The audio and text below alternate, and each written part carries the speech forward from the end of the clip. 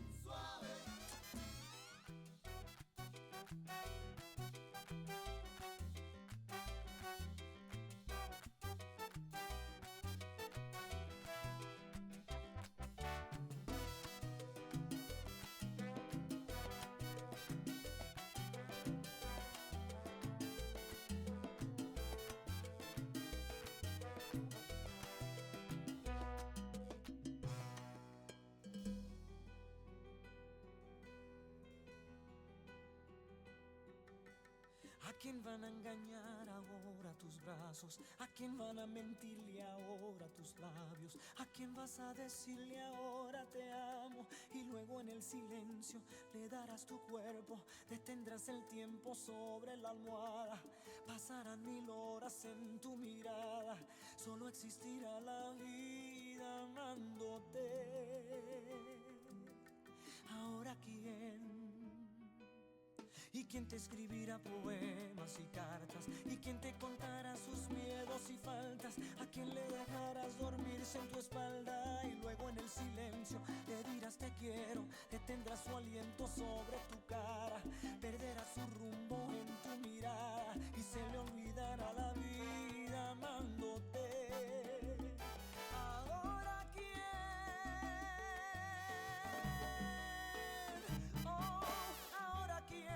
Si no soy yo, me miro y lloro en el espejo y me siento estúpido, ilógico, y luego te imagino toda regalando el olor de tu piel, tus besos, tu sonrisa eterna y hasta el alma en un beso va al alma y en mi alma está el beso que pudo ser.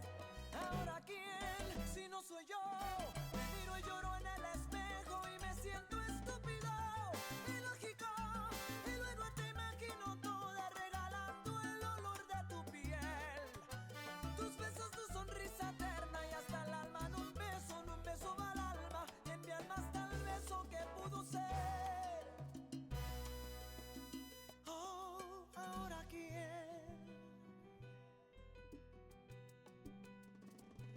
¿A quién le dejarás tu aroma en la cama? ¿A quién le quedará el recuerdo mañana? ¿A quién le pasarán las horas con calma? Y luego en el silencio deseará tu cuerpo, se detendrá el tiempo sobre su cara.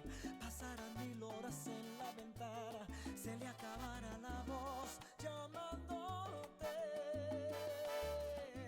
Ahora quién.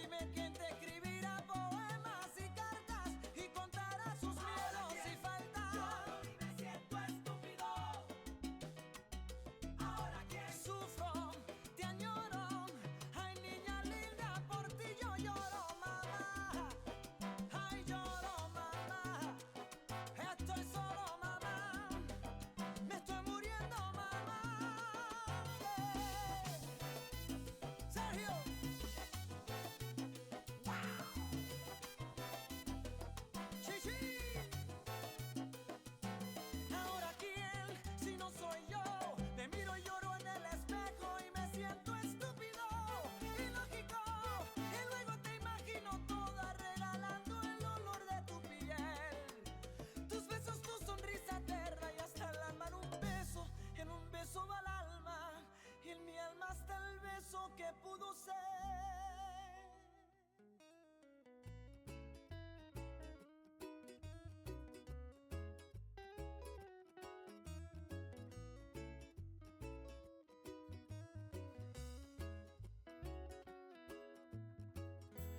Amarte como te amo es complicado. Pensar como te pienso es un pecado. te miro está prohibido. Tocarte como quiero es un delito. Ya no sé qué hacer para que estés bien. Si apagar el sol para encender tu amanecer. Falar en portugués, aprender a hablar francés. O bajar la luna hasta tus pies. Yo solo quiero darte un beso y regalarte mis mañanas. Cantar para calmar tus miedos. Quiero que no te falte nada. Yo solo quiero darte un beso. Hi, chat. Hello. How are we doing today? Let's see who's here. Cam, Sans, Roderick, what's going on? Someone asked for some coffee. Yeah, we got coffee today. Don't worry about that. We got coffee. Hi, Robin. Hi, Gail. Welcome back in. Also, happy birthday again. Hi, Mono. Mono, isn't it late for you? What you doing here? Hi, Brock. Hello, hello. How's everybody doing today? What's poppin'? What's poppin', everybody? We're back. We're back. Hi, Monkey. Welcome in. Thank you for the follow, by the way. Corrigan, hello, hello. Let me see. We got everything going on here. Hello, hello. All right, let's go ahead and swap on over. My brain is too active. I feel that. I feel that. Yeah. Hello. How we doing, everybody? Hi, hi, hi. We have a slightly different setup. Today. We changed it up a bit. If you didn't notice, I rearranged the room just a little bit. I'm hungry, but I'm trying not to eat before tomorrow. That's probably a good idea. It's kind of past midnight for you, isn't it? Hello, hi, welcome in. Welcome to the Vtubing Garbage Gang. Enjoy your new follower emotes. Welcome in. Hey, at least chat isn't broken today on the phone, okay? You can see the messages, unlike this morning. Like, what's going on? Oh my goodness, what's going on over here? All right. Hello, Hi, Tom. How you doing? How's everybody doing today? We're gonna be setting up momentarily. Let's see. Hold on a second. Oh, that's what's happening. I can hear myself. I don't know why. I had a double audio there. Wouldn't want to miss this for the world. Oh, thank you. It's good. Just a very long bus ride is all. I feel that. I feel that.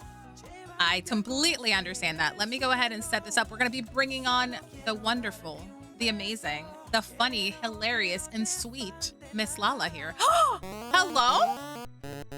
Hello? Welcome in, Raiders. Hello, hello. Thank you so much for the raid. How was your stream? What were we doing? We were making art. Oh my goodness, thank you. Welcome, welcome. Hello, everybody. My name is Momo. I'm your friendly neighborhood opossum. We're here doing our first episode of Un Cafecito. So we have the music. We have the flags, which are my flags, obviously. If you didn't know, I'm Dominican and Puerto Rican, so coffee is really important to me, okay?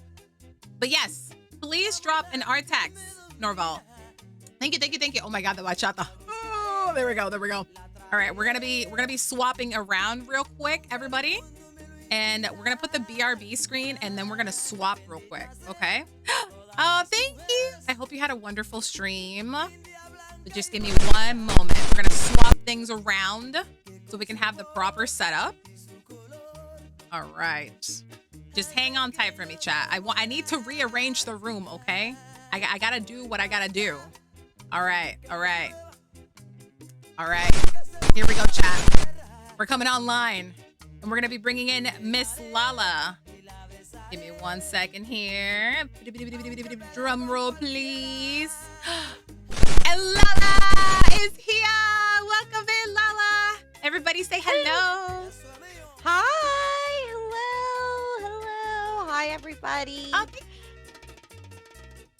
All right. Who we have here? Hello, Crow. Dorobob, hello. Hello. Thank you so much for the follow. Welcome to the Vtubing Garbage Gang. Hello, hello, hello. I'm so honored. Oh my gosh.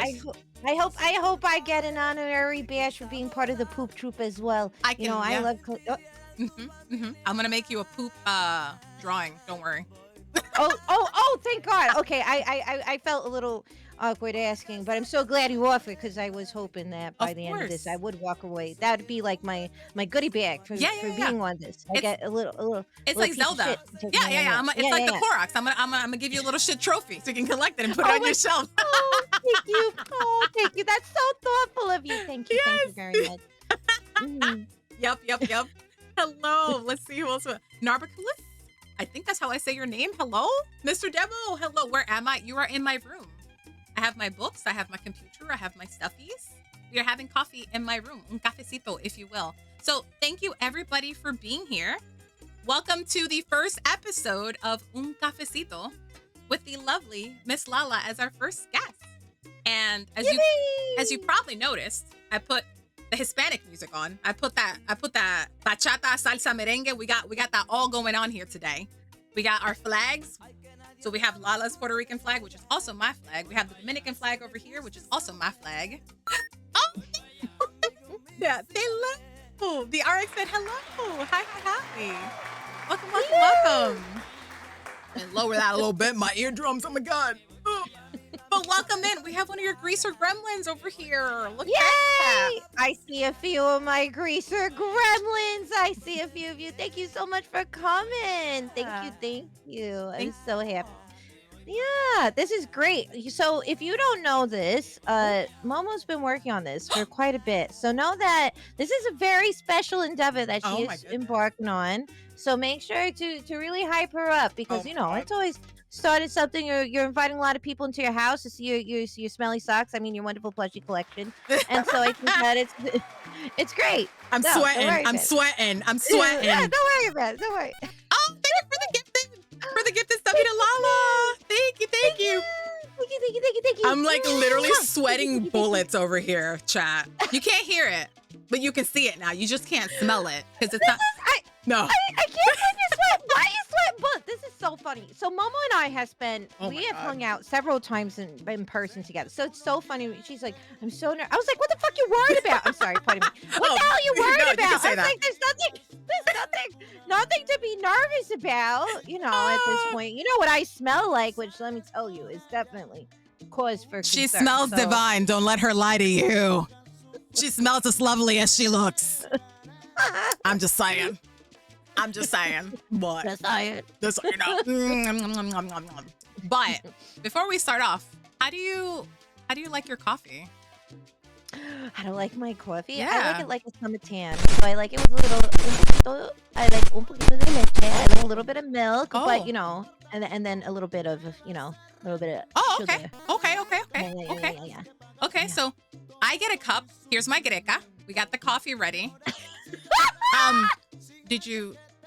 You have a cup too. Would you like to see your cup? I love to. Oh my God, of course I would love to see my cup. What? Here's your cup. Yeah, I'm not yelling.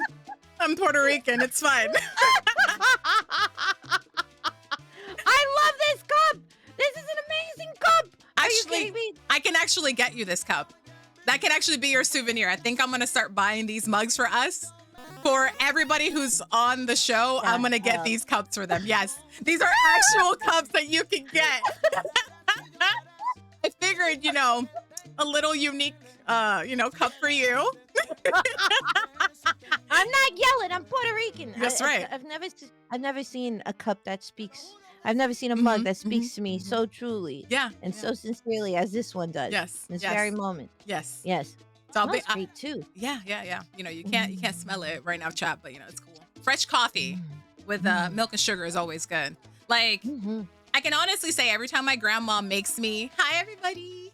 When my grandma makes me coffee, it's like totally different. Like I love, I'll make my own coffee at home and stuff like that, but it's not like the coffee that my grandma makes me.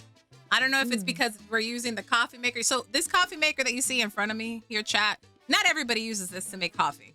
So for my whole life, coffee has just been coffee.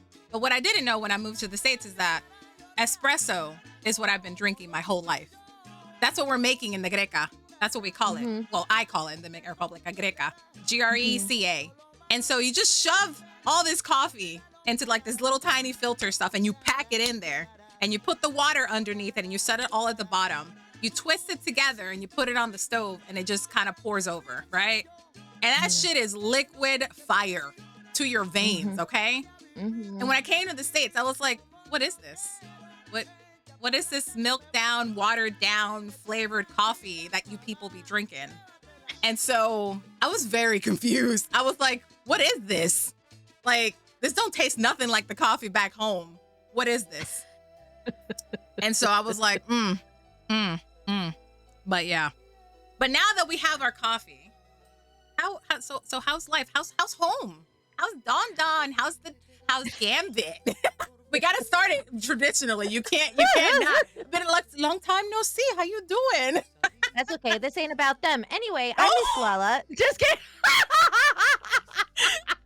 Be like, just kidding.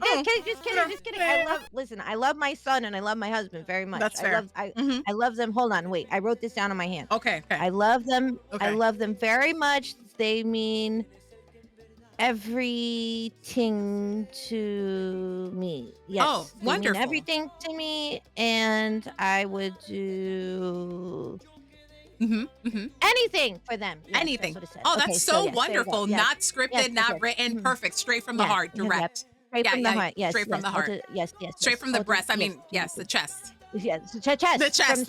Yes, the chest. Yeah. Yes. Yeah. You know, it's all good. It's all good. Yeah, it's all good. It's like, we're all, we're hanging in there. So I think I'm doing better than I was doing a couple of days ago. Yeah. I think I'm doing a little bit better than a couple of days ago. For those who don't know, I very unfortunately I got into a car accident, and so I've been dealing with that, which has been really a lot on top of everything that's happening. And I've been doing okay. I'm a lot less sore today, but I can't like raise my right arm, and my neck is kind of really stiff. So I'm going to the doctor tomorrow. Okay. So I was like kind of holding out, but so tomorrow I'm going to the doctor in the morning, and but other than that, we're hanging in there. I am doing I have lots of things happening outside of the diner at the moment that I've been helping kind of helping out with. Yeah. So my thank you.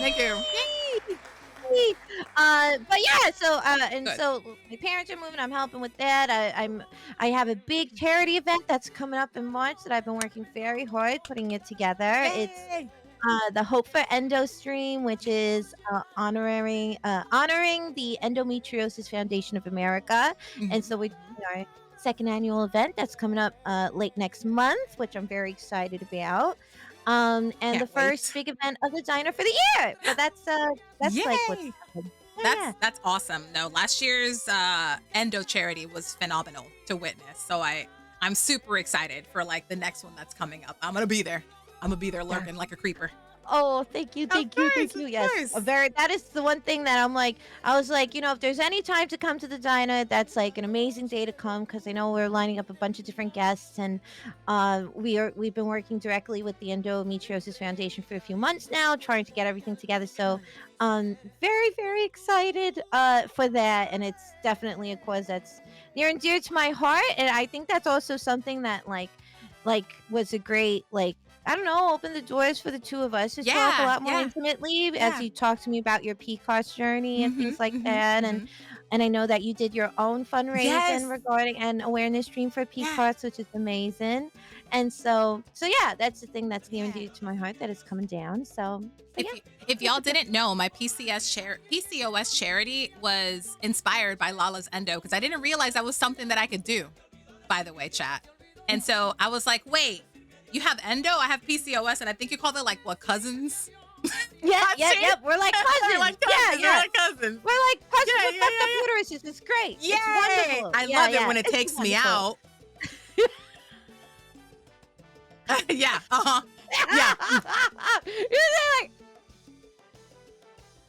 Yeah.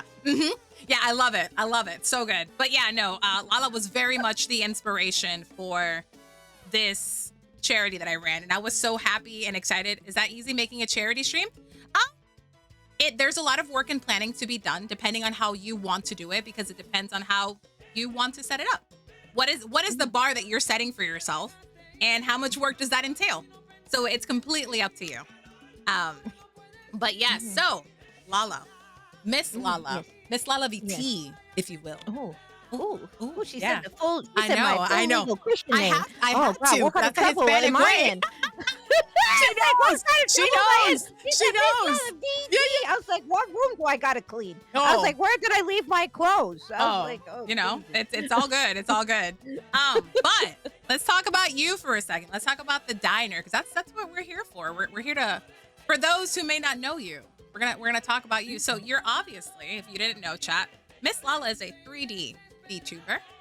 I am 2D. You know, I can fake it. You know, I can fake it. Yeah, it's all good. I can pretend. I can pretend I'm 3D. But MissLala is the real deal. She got the hands. She got the moving. So I got the hands. I do have hands. Yeah, the great marker Jazz of whether hands. or not Ooh. someone is 3D. Ooh, look at that hair. Look at that hair physics. Ooh, hair physics. It's like so hard because I normally like when I'm able to when I'm like normally puppeteering, like I'm usually doing like crazy things with my head. But because of like my neck, I'm kind of like, I kind of feel like Batman, but like the Adam West Batman, where like I can't just like turn my head. I have to like turn my shoulders. And so I'm like, I'm like, ha ha ha. Ha ha ha. See, you can turn at a better axis than me. I'm like, I stop right here. I was like, the minute I start like moving my neck, that's what I'm like, ooh, I should do that until I go to that's good. Yeah, no, you gotta move the whole thing. You gotta rotate the whole thing. You better have a swivel chair. But swivel chair. So I guess the big question is, so when you started streaming, you had a PNG tuber, and then you had a Vroid. Look, I may have creeped a little bit, chat. I kind of went through her entire history that she had on her YouTube channel, and like I consumed that. I think we should applaud the fact that she survived such an arduous journey. It was great. By watching my content. No, it was great. It was great. I'm so glad you came out the other side. Yeah. It was so good. Don't worry. Congratulations to Momo. I got the other side. I got some questions. I got some Easter eggs in here for you, by the way. Yeah. Oh no. Yeah. Oh yeah. Oh lordy. So 2D versus 3D. Obviously, is it safe to say that this is like your 2.0 kind of versus your Vroid, or would you consider them still the same together? I feel like this really is. That's a really good point. Do I really consider?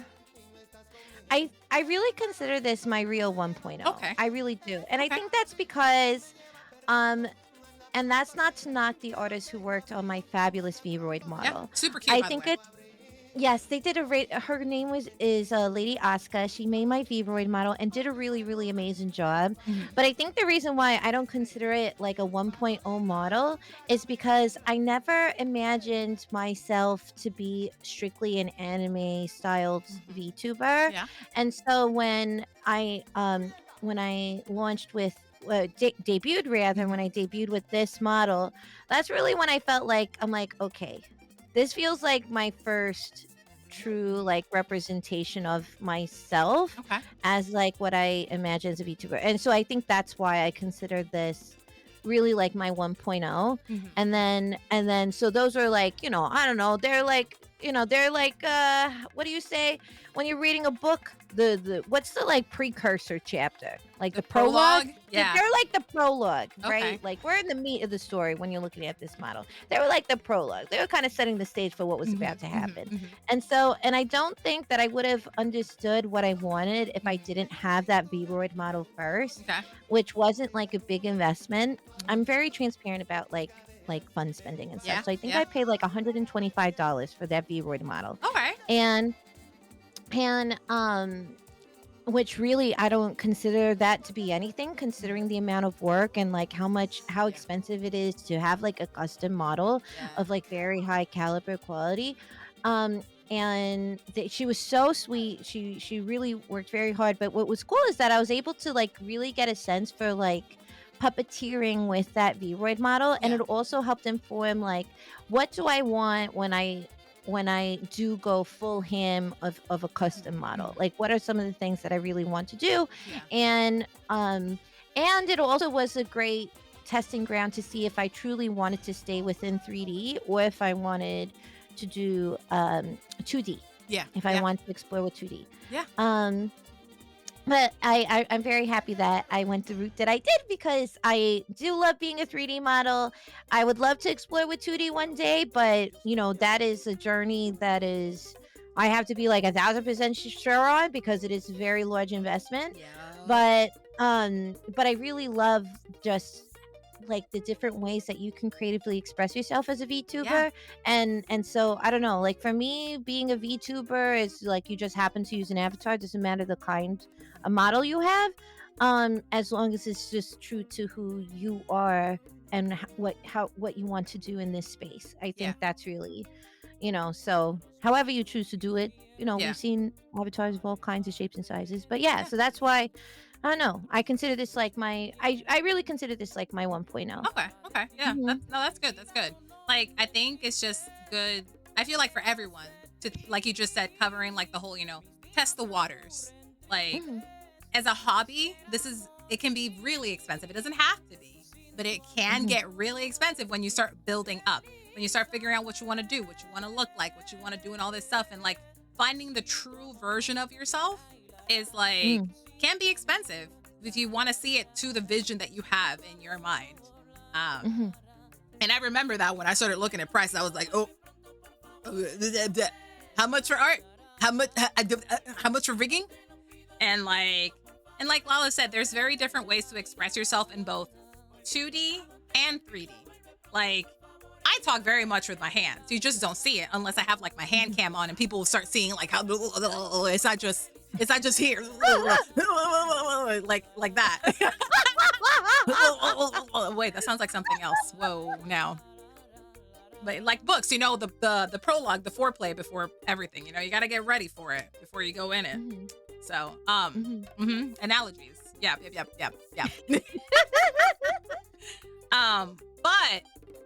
But besides your model, obviously, you're a diner waitress, and you have the diner.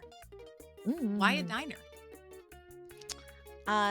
Because I know that the universal love language is food. That is the only reason why. Just kidding. Yeah. I wish I think that fell into place afterwards. I really was. I was trying to figure out what.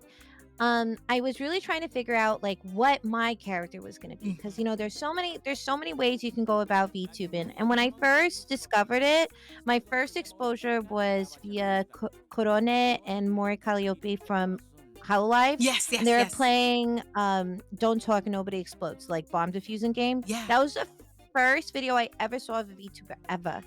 And then recommended on that, I think, was like an Iron Mouse video, and that's how I discovered Mouse. And then so I like to say like Corone and like Hololive introduced me to VTubing, but Mouse is who got me to want to do it myself, so to say. And I was so amazed by like the kinds of characters. Corone is this bakery girl. Like Mori is this like Grim Reaper person. Mouse is Satan. You have all these different people who have all these different like crazy like stories or characters or lore that, and I was just like, I don't know what I want to be. I want to do something fun. And but I couldn't like figure out like a concept that was like, well, I don't want to be a goddess, because that doesn't feel like, I don't know if that feels like me or whatever. I was like, I couldn't land on something. But I was watching like a lot of streamers at the time to kind of like, I was learning and just trying to like understand and what it was to be a live streamer. And something I started to really notice is like, as you hang out in different communities, like you have regulars, right? You have people who come to like every stream or to the majority of streams, right? And you start building rapport with your community, and people really show up at the same time every time you stream, almost like a business opening its doors, and you got your regulars you got to hang out with. And I'm born and raised in New York, and it totally reminded me of going to like my favorite diner and being like, you hang out with your favorite waitress who knows everything that's happening with your family, who's like, oh my God, how's your mom? How's the thing with the car? Is everything okay with the car? The last time you came here, there was a thing at the car. And then So it just kind of reminded me of that a lot. And I was like, you really go to the same place. Like, you have your streamers, you Yep. have your places of business that you want to hang out in, that Yep. you love to go chill at. Yep. And so I just saw like that's what it was. I was like, oh, this kind of reminds me of like you being a regular at your favorite restaurant. Yeah. And I dress I'm very like inspired by vintage fashion, and Yeah. so my my regular fashion really is a mix of contemporary and vintage, right? Yeah. Like that's my favorite, and you've seen me in person, and so um I and so and so I was like, well, okay, so what's the angle though? Like, it's just a restaurant or is it a diner? And I was like, wait, that could be kind of fun if I'm like a 1950s like car hop waitress, a little Yeah. like roller skates kind of Yeah. thing. And so that's kind of how I came up with the concept. I kind of just looked at Twitch as a platform, and I was like, this is kind of cool. And so that's what inspired like the concept of the so the concept of the diner came first, and then came the waitress second. Gotcha. That makes sense. So Yeah. talking about the fashion, and by the way, Chad, if you didn't know, anything that's older than 20 years is vintage. So if something came out in 2005, go ahead and cry about it, because now it's vintage, by the way, which I hate. I learned that not that long ago, and I was like, I hate it. I hate it. No way. How? How? I'm like, 20 years ago? I hate it. Yeah. It's like, I'm vintage. I'm vintage. Like a No, fine well, we know wine. you're vintage too. Yeah. I got him. Like a fine wine. Oh, like a fine wine. Look at my eyebrows. But I've actually been really curious. So you talked about 1950s, and because I'm a creep and I went through all your content, you specifically stated that the 40s and 50s clothing or fashion attire is your favorite. I'm kind of curious. So we all know that you like it. What is it about that specific era that you prefer over another one? Is it the textiles? Is it the color? Is it the patterns? Is it texture? Like I'm going into the nitty gritty because I'm really curious. Because obviously a lot of people talk about, oh, I love the 50s, but why? What is it about it aesthetically? Because you're a costume designer, so I'm kind of curious about that. Yeah, I think so. So the reason why I love doing costume design is because, of course, I love fashion. I love character design. I love just like visual storytelling, like big time. But I'm also a big like history nerd. So especially when it comes to American history in the 20th century. We got more Poop Troop people. How exciting. Yeah. Sorry. Every time we see that, I'm like, Poop Troop. Poop Very Troop. exciting. Is it distracting? I'm sorry. I can turn it off. No. Oh my God. No, stop. Don't. No. I want to see when people are announcing that we have the newest little nugget, part of the Poop Troop. Yeah. That deserves an announcement. I think Nuggets would have been a good one for a Poop Troop nickname. But we went with Trashlings. Poop nuggets. Nuggets. Part of the nuggets. Not those. But yeah. Not the poop nuggets. But yeah. So I love history. So hell yeah! Hell yeah, Sour! We have a username named Cafecito. Un cafecito. Yeah. That's amazing. Thanks, Sour. That's incredible. That's incredible, actually. That's amazing. Yeah. But so I'm very obsessed with. I loved studying World War II, and that was I love studying World War II just because it was a really interesting time in the world for a lot of different reasons. And specifically, one of the things that really fascinated me was so you're talking about like the early to mid-century of women's fashion.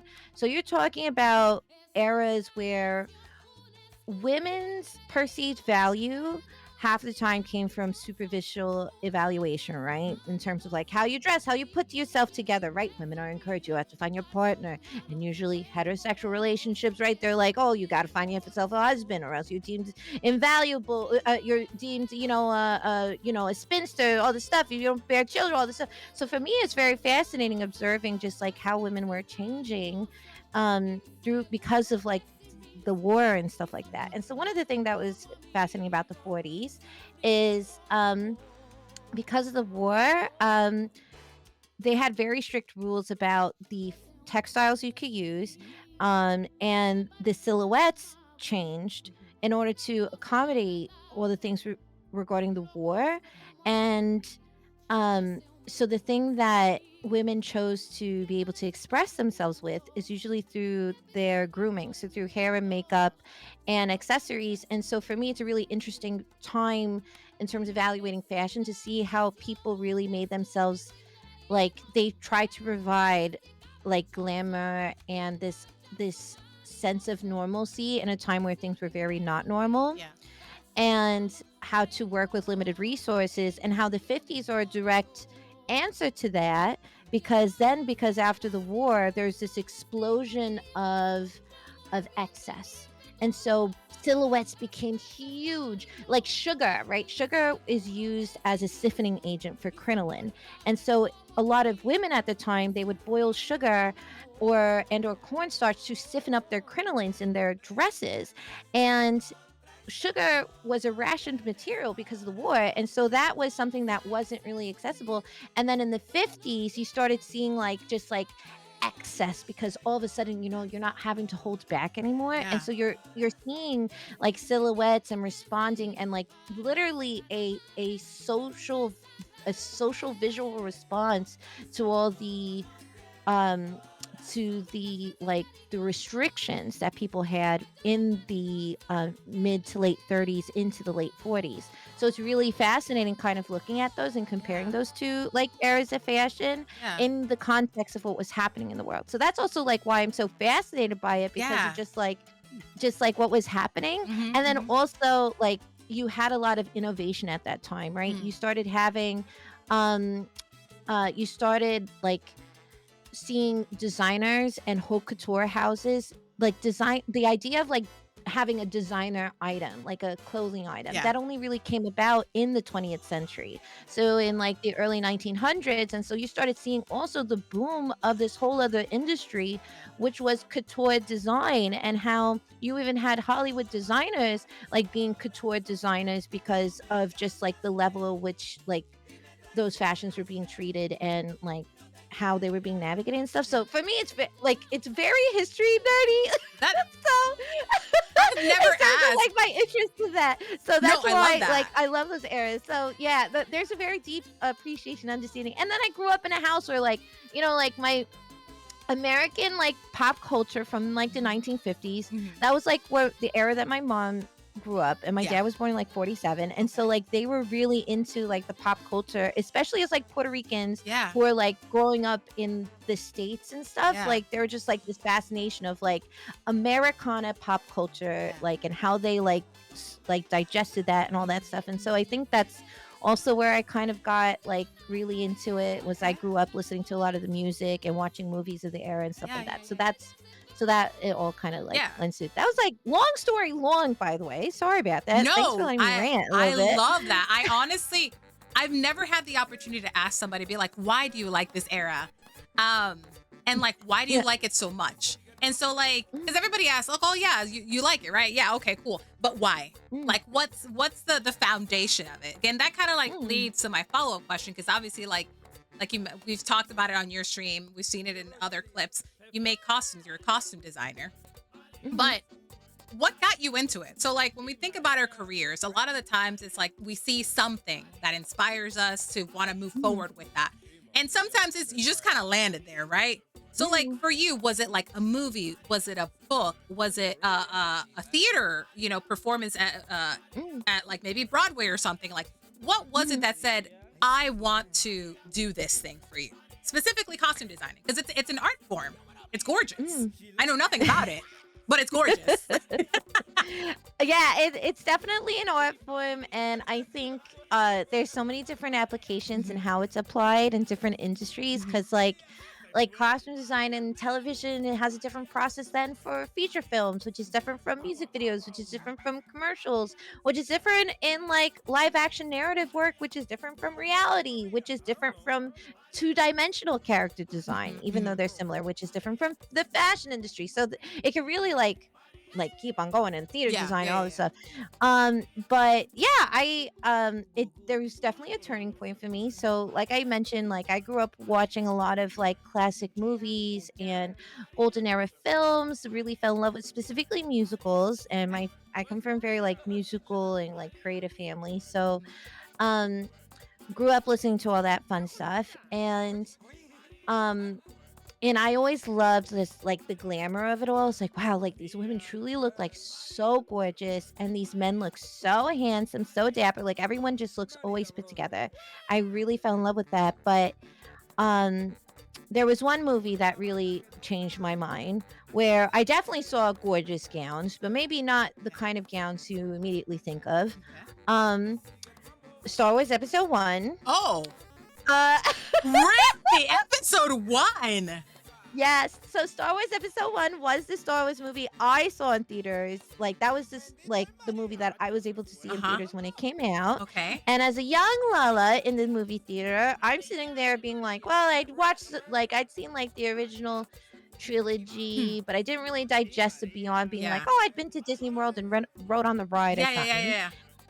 I saw Star Wars Episode 1, and when I saw Princess Amidala on that screen, little Lala was in the theater, and she was like, just died. Oh my God, I just died. She was so fabulous. She was so gorgeous.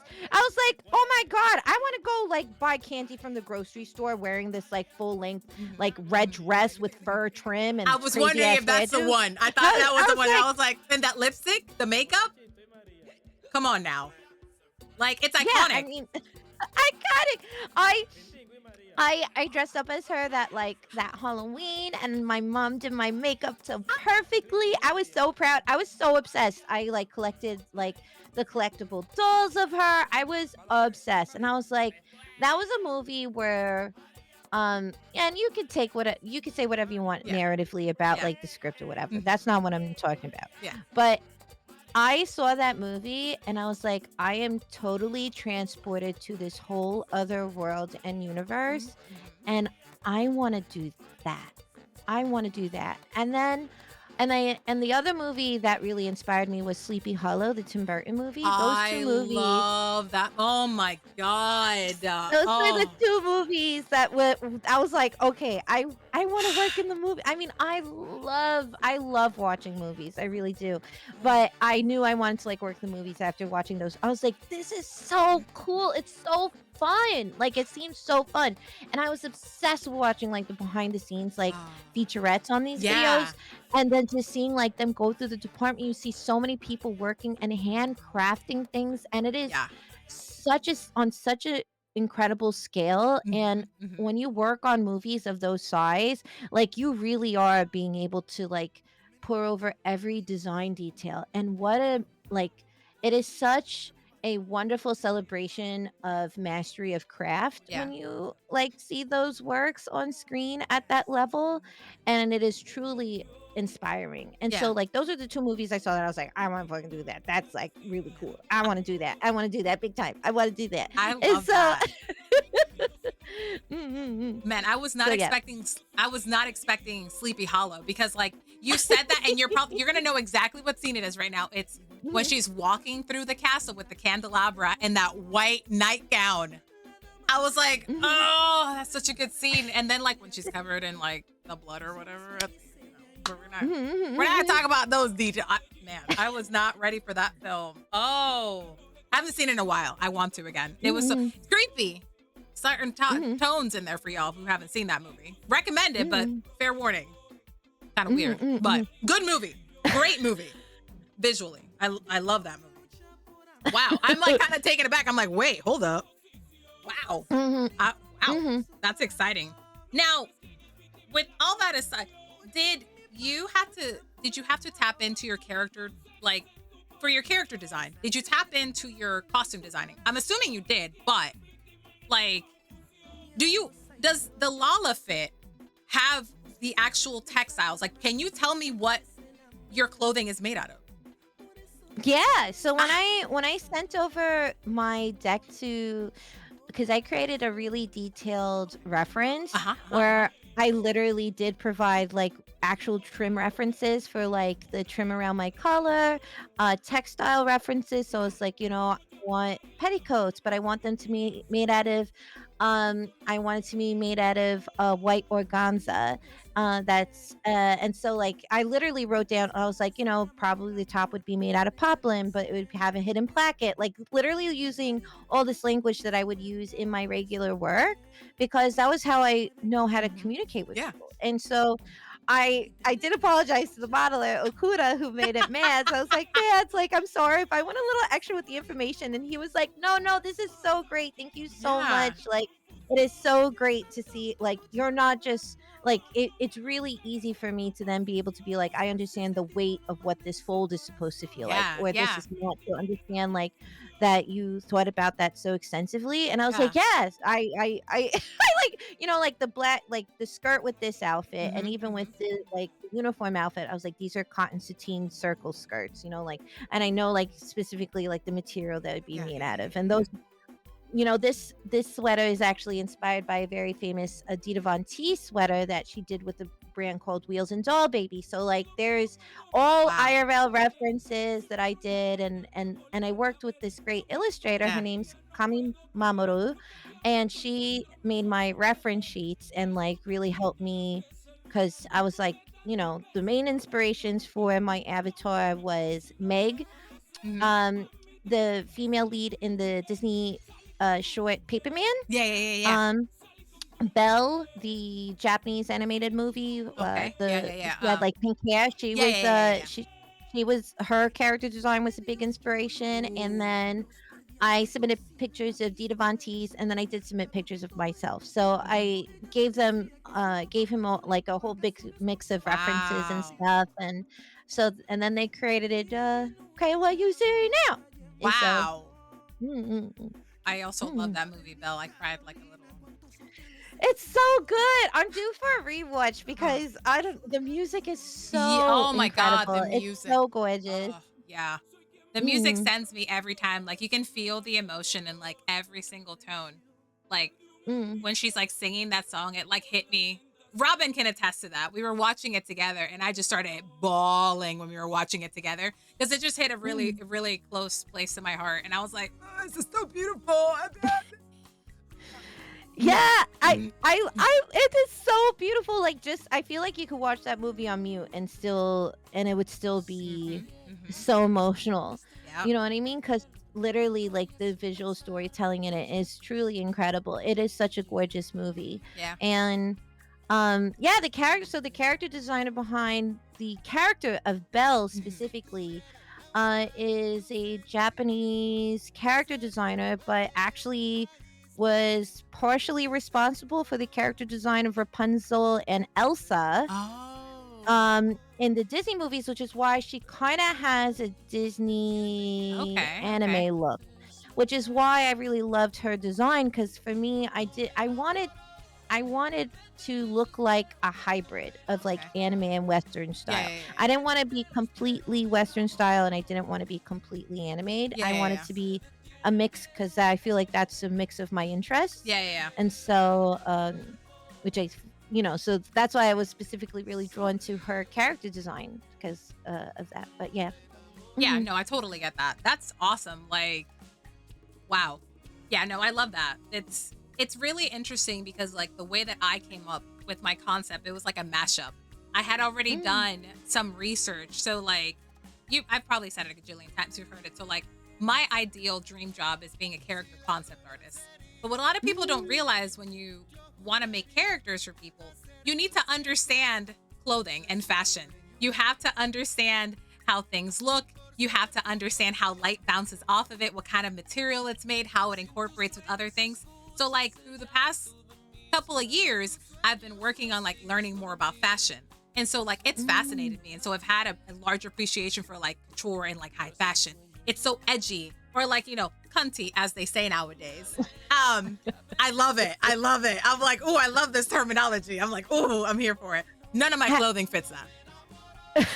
But it's fine. It's all about the attitude. It's all about the attitude. It's all about the attitude. Have you, in your research and exploration, have you found any particular designer or person who has approached like, have you found one that you specifically like or anything? No, I don't think I've gone down the rabbit hole like that.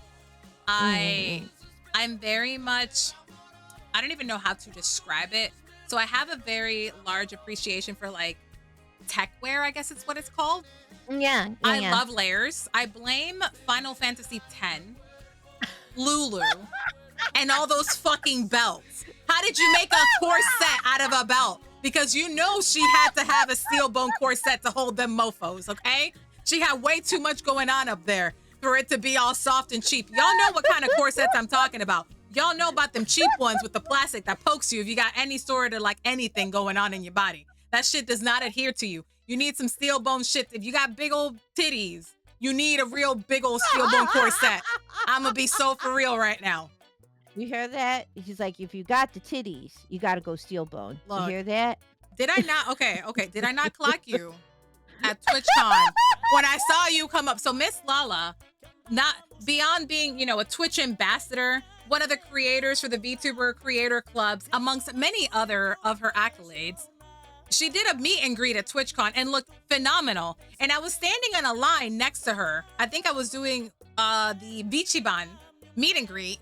And I saw you walk up and I clocked it. I was like, look at how amazing she looks. She has a steel bone corset on. I was like, that looks beautiful. She like looked at everything phenomenal. And I came up afterwards when we had a moment. I was like, were you wearing a steel bone corset? You were like, yeah. And I was like, I clocked it.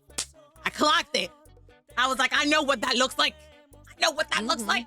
It was amazing. Amazing. I think that if there's anything like, I always like to make it clear, like, I really believe in undergarments and foundations as you wear fashion, not because I'm afraid of what bodies look like. Yeah. I am not afraid of that. I'm like, no, if you you know, you don't have to wear anything, you know, but I love wearing like corsets. I love wearing body shapers. I love wearing waist cinchers and bras, different kinds of styles and girdles. I do love wearing all that stuff as much as I love peeling it off my body at the end of the night. I love both.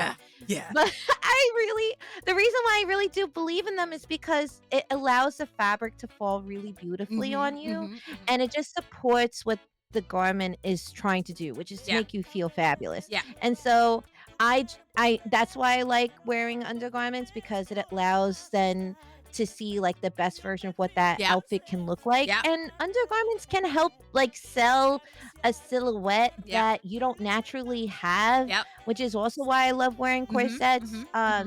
I don't know. So I'm here for it. You know, it's not because I don't think like, you know, I'm squishy in my middle. Like, I don't care. Same. But I love wearing that because then I get to play with that squish in a way that's really fabulous. And how do you say, what are the kids calling it? Cunty? Yes. Oh my God. That I can feel cunty. Yes. Oh my God. So I recently discovered, so like, because I love to doom scroll, and I don't know what brand to use or if you've heard of this one. So it's called Women's Armor Workshop.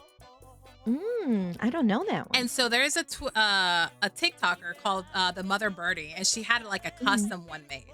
Like, how do you feel like, is it better? What's it called? How do you feel about custom made corsets? Like, what are your thoughts? I feel like you're never gonna have a more perfect item than a custom made corset. Yeah. So I do think that if wearing a corset is something that you see constantly and it's something that you can afford, I think if you can swing it, it makes a lot more sense to make an investment for a custom corset. But once again, that's only if you're in a financial position to do so. I'm never going to encourage somebody to do something that's outside of their financial means. But also, secondly, if it's something that you use a lot, you know what I mean? And so there's a lot of really great corsets for not custom made prices, but Mhm. you're never going to get a garment that fits you better than something custom. That goes across the board, by the way. Okay. So that means a custom dress or suit or whatever. Like, you're never going to have something that's going to fit you as perfectly as something that is specifically made for you. And that technically is couture, right? It's one of a Oh. kind, right? So like Oh. so that like that's technically like a couture thing. Obviously, there are houses that are specifically like designated as official Yeah. couture Yeah. houses, right? But couture really at the end of the day means like custom made, one of a kind for a Yeah. single client. Like, that's really what that is. And so it's a bespoke item and garment that is yours. And I think like there's a couple of things that you should have in your closet that Oh, are yours forever. So I believe in that. Yeah. okay. Now, so couture just means one of a kind. Basically, yeah. One of it, Oh. yeah, but it's one of a kind and something that's specifically like made for a specific client. Usually, like that's what it means, because that was the business model of the old fashioned houses. Nowadays, there's mass, there's like ready to wear markets, right? And so those are the, when you go shopping at a mall, those are ready to wear clothes, Yeah, right? yeah. That's not couture clothes. Couture clothes is really like when you go to Fashion Week and you see the people in the front row and they're like, I want that one. And so what they're gonna do is that they have all the samples they made for the models, but Yeah. then they'll make the version you saw on the red carpet or on the runway show, rather. They'll then recreate that look out of the fabrics, same fabrics, but they'll make it to your measurements as a client. And so Holy that, moly. hmm so like, people when they go to runway shows and they're going to shop, I mean, that's a different kind of level of shopping. It's like that movie, Crazy Rich Asians, Yeah, right? yeah. They treat money like paper, like it's crazy. Like, I'm like, oh. I've never been to a fashion show, but I keep seeing them and I'm like, how does one go to one? I'm like, I want to go to a fashion show. Yeah, I feel like if you're somehow enmeshing like the fashion community, like there's ways to get like invites that way. That's how I was able to go, because I went to fashion school, and so I volunteered at some shows, and then in turn I was given tickets to a few shows to watch in the audience, not in the front row, because I am not that. Yeah. I am not that. Well, no, one day maybe the one guy day will be on the front. she will. One day. But so that's how I was able to watch them, which is because I was, at the time, I was going to fashion school, so I had access to that. But I know that there's definitely ways to go, and you don't need to, they have fashion weeks all the throughout the year in different countries and different places, and so yeah, I mean, VTuber takeover at Fashion Week. I would love to see that. Let's do it. All the different fashions. Do it. Imagine, oh my God, that'd be such a cool idea. You taking all of our designs and like breaking them down and what materials you think it would be. Yeah, I've done what I've done, and I want to do it again now that I know how I would like to do it. Because the first time I did it was like an experiment, but I did like a VTuber design stream where I took your VTuber model. Okay. And then instead of being like, I'm designing an outfit for your avatar, I'm like, okay, I'm taking your avatar and designing an IRL outfit based on your avatar. So like the other way around, to be like, there's people who do, what is it called? Like Disney bouncing, like they go to the theme parks and they're like dressed up as like an outfit inspired by Snow White, right? So they're wearing like a blue top, yellow skinny jeans, and a red bow in their hair. And they're like, look, I'm kind of wearing an outfit inspired by Snow White. So my idea is that I wanted to do something like that, but for VTubers, where it's like, here's like a tech wear version of Momo, here's a vintage version of Momo, here's like a goth version of Momo. Like, how does your look then translate to all these different kinds of styles of fashion that speak to you as a person? And for me, that was like an interesting challenge. So I want to do that again now that I tried it. But I think it's cool. I mean, when you're coming up with your concept for a VTuber, like, costume design is just live action character design. It's the same, but instead of using like Procreate to design the outfit, like you're working with actual textiles and putting it on a human body. That's the difference. So look at that, chat. It's like ad is across the board, roughly the same, just different techniques and different materials. That's all it is. That's all it is. All right, quick. So chat, we're going to be having an ad rolling in. We're going to be taking a break for everybody in about 3 minutes, just a heads up. give our throats a little bit of a moment to get some water, moisten up, if you will. Yes, Body. moisten our throats specifically. Yes, Moisten our yeah. throats, Bake. Yes, very good. Very good. Yes. No, I love that. I love that. Now, slight deviation here, and I don't know how quickly you can do it. So, because I consumed your content, you briefly mentioned burlesque. Is that like late night Lala? Like late night, MissLalaVT at the diner, if you will? Do we want to diverge into that just a little bit? Oh, perfect time. When the ads come, I'm going to tell you all about my deepest, most scantily clad burlesque secrets when it's behind an ad. Perfect. I can't wait. You said in 3 minutes, I'm going to sit my pretty face here and just wait. I was drinking water. I almost spit it out. But yes, I used to perform burlesque. Recently, I've been thinking about going back to it a little bit after the encouragement of many people. But yes, I love doing burlesque. My reason for doing it is that I love having a very body positive, sexy, fun, silly time on stage, and you get to connect with people. And I loved that, especially at the time I was doing it. This was before I was doing Vtubing. For me, it was a big creative outlet for me to be able to design things that I didn't have to have a director's opinion on, or producers, or 7 different executives, or whatever it is. I was like, I'm creating an act and I'm designing this costume, and it is whatever it's going to be, and I can make it as crazy or as silly as I want, because the only person is for me. And so it was a really great exercise, and I learned so much about the science behind rhinestones. I could tell you like how you make yourself super sparkly. But I really love doing burlesque because it's so fun. It is so silly, so fun. And like, I've never like performed live doing burlesque, and there wasn't like ever a person who was sitting there with like their arms crossed being like, this is stupid. Like nobody does that at a burlesque show. Really? And if they do, then you just shake your ass at them harder. That's all you do. Like, it's not that big. I can do that. You remind them why it's fun. So Lala, can you teach me how to burlesque? Apparently I don't. So here's a secret about me. Momo doesn't know how to be sexy. I don't know how to like. No, I don't. I don't know how to like directly. I don't know how to be sexy like intentionally. If it happens, it's by accident, chat. It's by accident. And I'm gonna have to ask Lala off screen, because that's probably not for dealers about what we can do besides shaking ass. How to be sexy. I gotta ask Lala how to be sexy. Yes? No? There's silence. Oh God, I'm scared.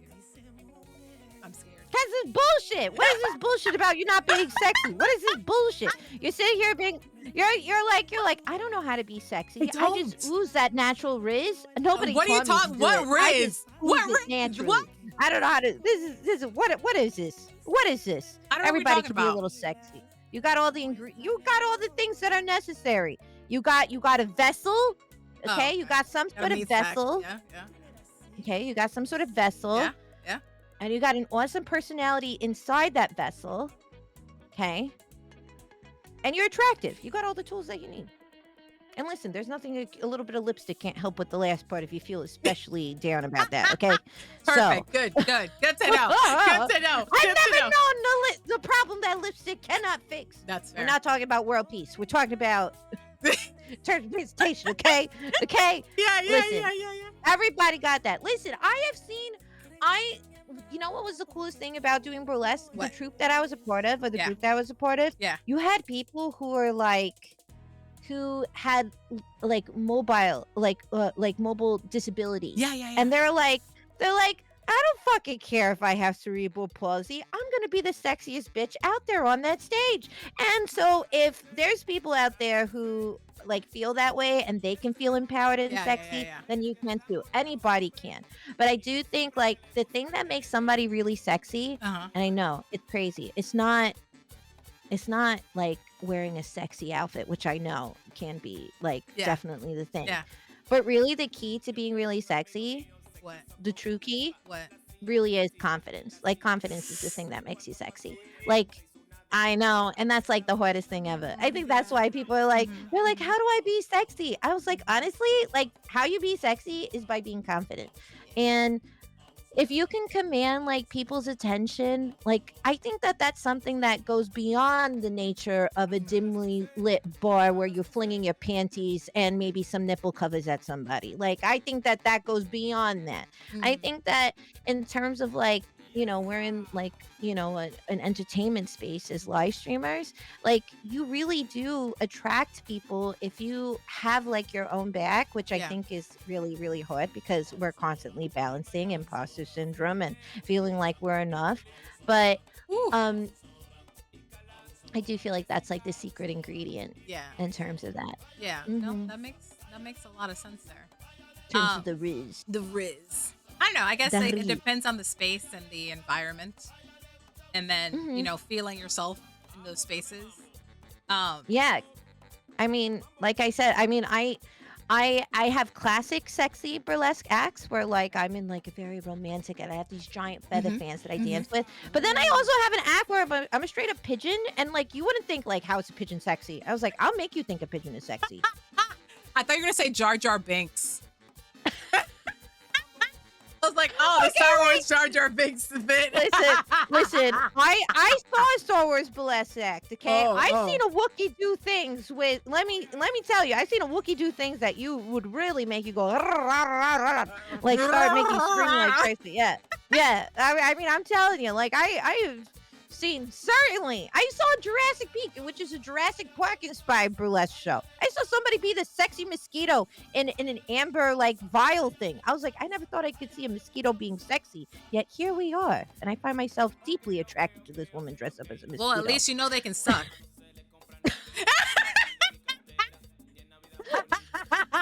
Oh shit! I broke her. Oh my god! Good night, everybody. Oh my god! Thank you so much for the subs. Thank you so much for the subs. I appreciate you. Thank you so much. Oh my god. Oh, I did not expect that joke to come out of me like that. That was, yeah. Better out than in is what I say. So that's very why. good. That's why I be burping. That's why we have a burp counter. Nice. Yeah. So, Nice. so I have a confession to make. Okay. I've never been to a burlesque show.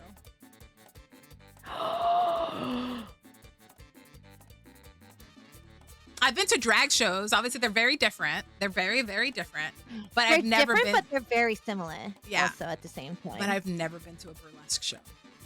Oh, we have to change that. I knew she was gonna say that. We have to change that.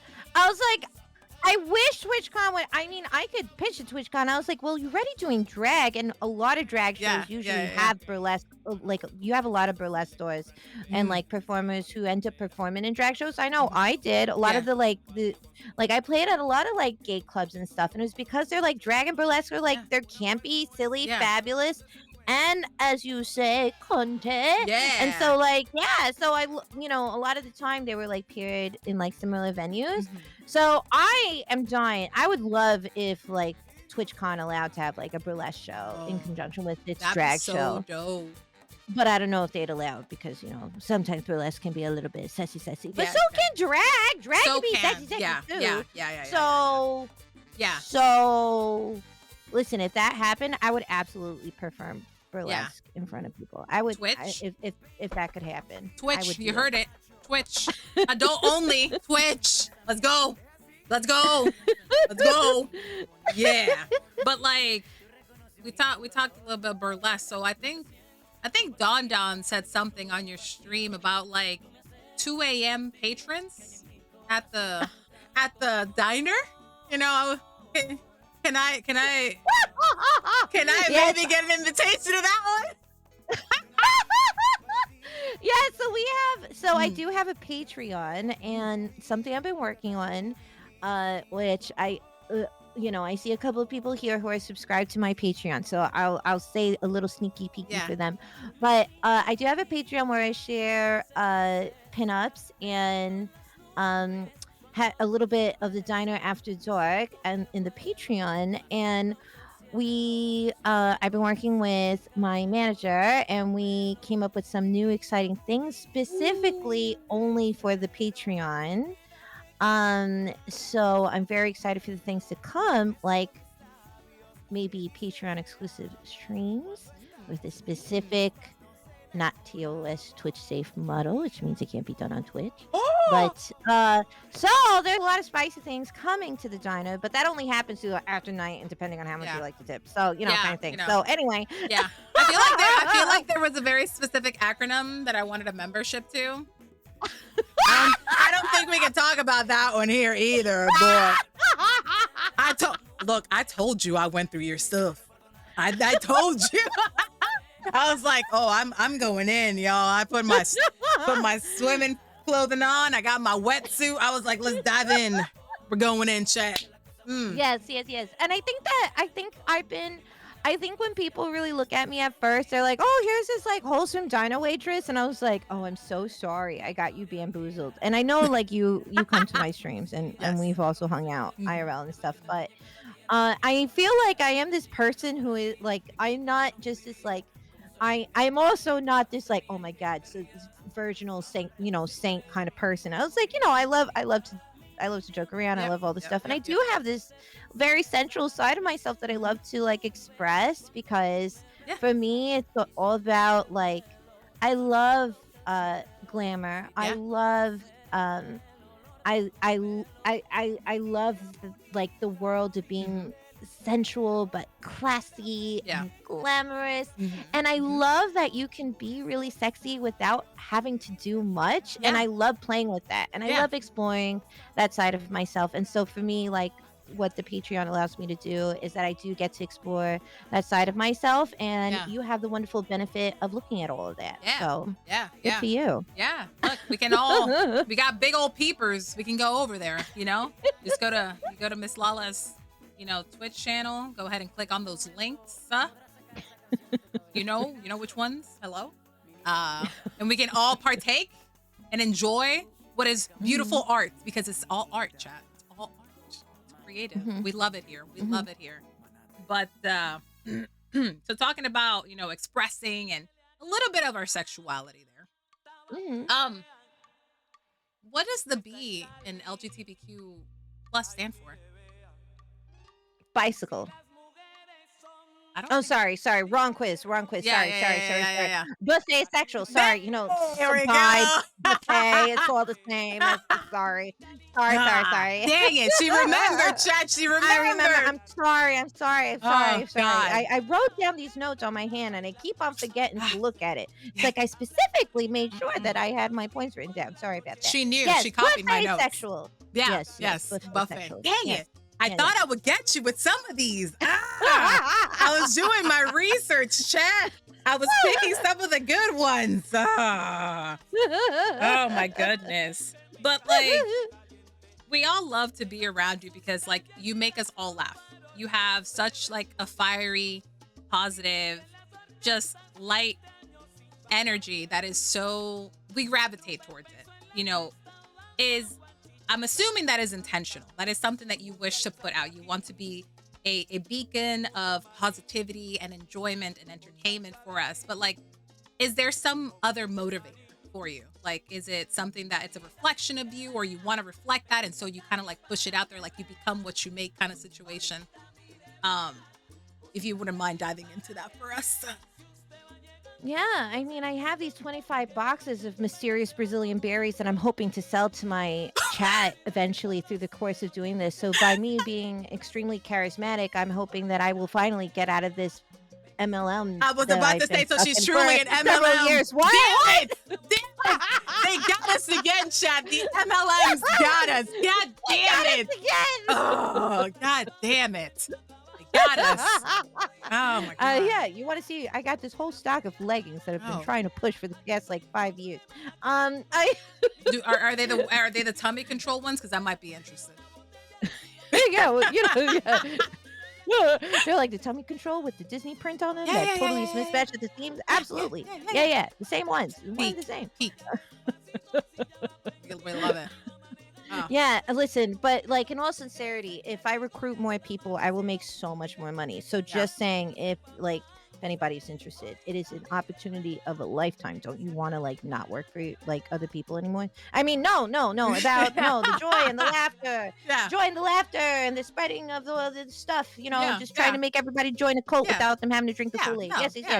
Yes. Just convince them with money. Just throw money in their face. Be like, look, you can make money. It's not a cult. It's fine. It's fine. Yeah, it's fine. Man, looking at you, Avon. Looking at you, Mary Kay. All those. Oh my God. Remember that when our parents were like all about Mary Kay? Yes. Oh my God, my mom was totally an Avon girl. Like she was super Avon girl. Like she never sold for them, but she totally was like. I remember flipping through the catalog and being like, "All right, I'll get that lipstick."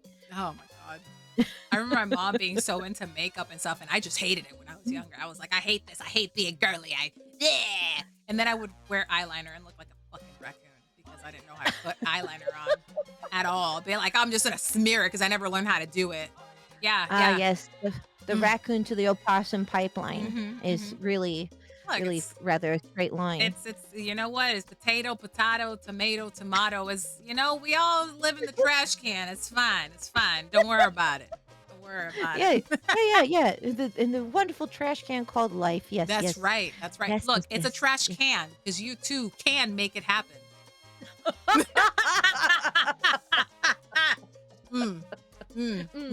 Yeah, truth, girl. Yes. Yeah, you're so real for that, Bessie. So real, so real. Finger snap, Bessie. Fingers. Oh my God, that's so funny. That's so freaking funny. But a little deviation from streaming and entertainment. So, talking about money. If money were not an issue, what would be your dream project and or charity? What would be your heart's calling if money were not an issue, an object in any of these things? What would Lala in her heart of hearts want to do? Oh boy. We're going deep. We're going deep. Well, if I had all the money in the world, I wouldn't be involved in this MLM that's taken a hold of my life the past few years. Oh, look at that. We got Raiders. Perfect. Oh, God. Welcome in. How are you? How was your stream? Welcome in, Raiders. Oh, my God. You just keep getting inundated by emotes. Yay! Just getting thrown at straight in the God, face. No, I love it. I got a bunch of momos in my hand. So I can give them all the smoochies. Hold a momo here. And I hold one in this hand and I go. Somebody asked to support me like I do on stream IRL at TwitchCon. And they were like, "Oh, can I?" And I was like, "Yeah, it's fine."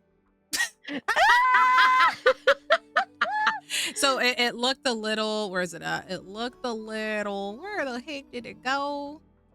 It looked a little like this.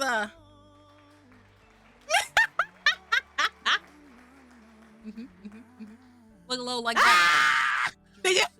You just got it. Here, let me get this out the way. So people can see. I didn't catch it at first because there you go, chat. The coffee was covering it up, One hand, one booba, one and one. Tree, I hope your stream was fantastic. Welcome to the chaos.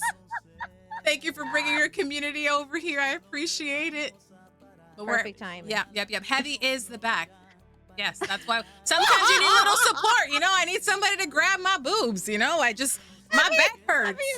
What? Is it heavy as the support? Heavy as the back, bro. I need some support. Sometimes, don't you wish somebody would just grab them and lift them? Like, come on now. You'll be lying. If they big, you lying. Look, there's no way. There's no way that somebody has like big old titties and somebody is like that back. Yeah, don't hurt. I was like, that is. Yeah. Oh, not true. I was like, that is so not true. What do you mean? I was like, my back hurts all the time. You lean forward. It's crazy. Time. Yeah. I was like, oh my God, it's a wonder that I'm not like walking horizontal half of the time, just like looking down. I was just like, the amount of, it is so hard. Look, don't get me wrong. When I be cinching them up real good, like I did at the con last year, I was like, damn, they look fine. But then I got to deal with the bra and I got to keep looking down like there's something going on or something on me. Look, I don't know, man. But, it's fine. But back to you. Money not an object. Project. Your heart. Speaking of back to you. Baby, if there was a project. I would. Yes, of course. I have dreams and aspirations. If money was not an object, and I could do whatever the hell I wanted. Yeah. And this is a real dream I have, specifically regarding being like a VTuber and stuff. Is a really big dream of mine is to have a real life like activation of the diner. I really, really want to have a coffee pop-up at a convention where you come and you order a coffee from the diner. And that is a really, really big aspiration of mine. And it is something that we have talked about at length, where like we have racked our brain about like who are production designers we know who could like help us with this, who are people, and there's like a lot of like logistical stuff that goes into doing like a live activation of that scale.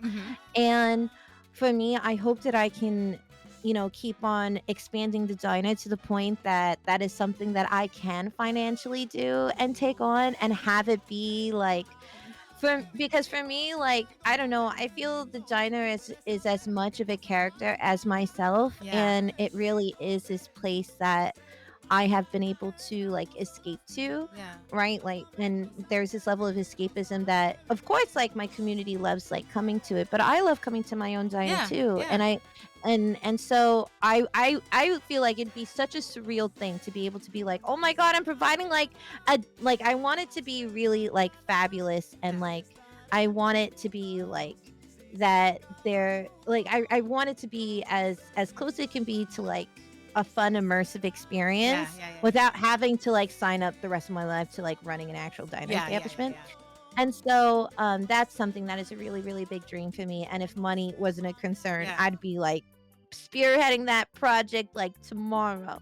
But like the big obstacle, of course, is like, capital to do like a project like that. But that is a really, really a really big dream of mine, is to do that. So I am a quad skater. And I used to serve food at Sonic on skates. So, like, if you need somebody, that's how I got into skating, because I worked at Sonic and I served food on my skates, and I worked that way. I'm just saying. Oh my God! Also, who thinks Momo would look so cute in the diner uniform? She would look so cute. She would look so cute. Hey. She looks so cute. She'd be so cute. These thighs would murder y'all. Oh yeah, in the best way possible. So we definitely need that to happen. Like I would kidnap all my friends and put them in diner uniforms because it'd be so cute. Now I want to squash a watermelon for like a subathon. Now I'm gonna do it now. The goal is gonna be like, break this watermelon with your thighs, lady. And I'm gonna be like, yes, if you want this to happen, this is what we gotta do. Look at the little Kira. Look at the little Kira. Yes. They're all over me. Jesus Christ. Oh God. They're all over you. I feel like the hot dog scene, except it's me. Welcome in, Squee. Welcome in. Thank you for bringing your community over here. I hope you're having a good day. Hello. Thank you. We're here with the lovely MissLala, having a nice little chat over some coffee, some nice music in the background. For those who don't know, this is my people's music. We got bachata, we got salsa, we got merengue playing. So if you didn't know, you came to the right place. You're going to educate yourself. Yeah, I'm having a wonderful time. Thank you. But that's cool. Honestly, for whatever reason, I just think about like the layout at TwitchCon. And I'm like, you could totally take a spot like the Doritos thing did, I think in like 2023, and like set it all up for like a diner experience right then and there. Because you can have the flat floors, if you wanted people skating, or if they felt comfortable skating, if it's not a liability or something like that. And if they didn't know, we could come up with an alternative for sure. You know what I mean? Yeah. But it would be so cute. Like I would totally love to do this like immersive. Like, so I've been to Comic-Con several times, and and my favorite thing to do at Comic-Con is not go to the panel that you wait 3 days in line and sleep outside for. That is not my favorite thing to do at Comic-Con. My favorite thing to do at Comic-Con is to go to all the off-site, like, immersive experiences that, like, HBO does, or, you know, Netflix or whatever. Like, I went to this really cool Godzilla one this one time where they, like, basically built, like, downtown Tokyo, and then like the alarm goes off, and then you have all these people in costume who are like, you have to go to this shelter area because Godzilla's coming, and it was like a preview for like a new movie. And so they had these, like, so they move you to this different set, and it's like, I was like, I want something cool like that. Like, I want like an immersive fucking experience at TwitchCon or something, because I think that's the power of what we can do as storytellers. Like, that's what I like encouraging people to think about with their like VTuber. Is like, your VTuber can be your journey as a VTuber can be as big and as far as you want it to be, and it can be as cozy and intimate as you want it to be as well. But you can really push the limits. We are self-creating like television pilots when you come up with a lore and character design. You are coming up with a whole IP when you think about like the world that you're building. And so like, we're already doing half of the job that some of these people do, but they already have an existing IP. Why not push your journey as a VTuber to the farthest reaches if it can go, in terms of whatever your ambitions are? And so I like to think that for me, especially like with the long-term goal of like what I want the Dyna to be, I do want it to be something that is encouraging people to think of how to pursue storytelling in the way that they do live broadcast entertainment. How do you elevate the work you can do to do something different that we haven't seen before, and something that also challenges your own bravery in terms of like, I don't know, like, if you can dream it, like, find people to support you so that you can do it. And I think that that's like what I like to talk about, because I know there was the other question you were saying about like, what's another motivator? And for me, I don't know. I feel like finding I found a lot of joy in this space, and I want other people to find that joy too. And I also feel like you learn a lot about yourself by being a VTuber or by doing like live broadcast entertainment. And I think it is very unique in the way that you connect with other people across the world and at different like stages in their life and stuff. And so I don't know. I think it's really, really cool to create in a space like that. So I love that. It just goes to show that like, you can take parts of yourself, and to add on to that, I think you were talking about, I like that when you want to push yourself artistically and creatively, like VTubing allows you to do that. Like, every day I think about, what else can I do? How can I push this? Like, you want, like, that interactiveness is like what we do. It's like one of my favorite things about you is your intro when you go to the jukebox. And you have, you know, it never gonna happen. And I start dancing. It's so good. I was like, man, this is like top tier stuff right here. But like, you know, you're tapping into like your own resources, like your own experience, like what you do, how you do it, and like what catches people. I think we briefly talked about that with one another, about another video. And so like, it definitely like started getting the gears going of like, how can I make this the way that it's engaging and interesting, and it, like, to me, that's fun. Like, I love that. And it just, I don't know, it's hard to explain to let people know, like, yes, I'm working hard because I'm constantly thinking and doing research and looking stuff up and like wanting to do things, but like the sheer joy that I get from creating, like it's exhilarating at times. Like I will leave stream just pumped. Some people are exhausted, but I'll be here for like 9 hours. Yes, I've done 9 to 12 hour streams. I do not care. I want to do a 24-hour stream, actually. I don't know if I don't know if I'll be able to do it this year, but that is a goal. I want to do a 24-hour stream. Your girl wants to stay awake the whole time. We're going to be doing something. We ain't going to sleep. That's amazing. Yeah. So like, to me, I feel pumped. Like I'll be staying awake for like an extra hour post stream, and I'm like, I should be going to bed, but I'm not because I'm wired. Be like, I'm like the dog. It's like, I'm alive. I'm dead. I'm alive. Fuck you. I'm like that meme. So I love it. No, I love that. Like, it's so, I don't know. It feels very, very unique to everyone. Obviously, it's like the reason why I want to create is probably different from the reason you want to create. But I think like at the end of the day, it's like we want to be able to emote and express ourselves creatively. Yeah. And yeah, exactly. I feel like that's why people like, that's the thing that is really hard. Mm-hmm. I think that people lose sight of, Mm-hmm. like the idea of everybody's journey really is truly different. Yeah, And you can find similarities, right? Like obviously, like you can do research to feel like what are the things that people did, and you can study in terms of like, and then all of a sudden one night, bam, they blew up. Mm-hmm. You know, they blew up overnight, and what was the thing that set them off? And you know, you'll see things that are consistent amongst those people, but even in those journeys, you'll still see how every story and everything in your life contributes to your own subjective experience in this space.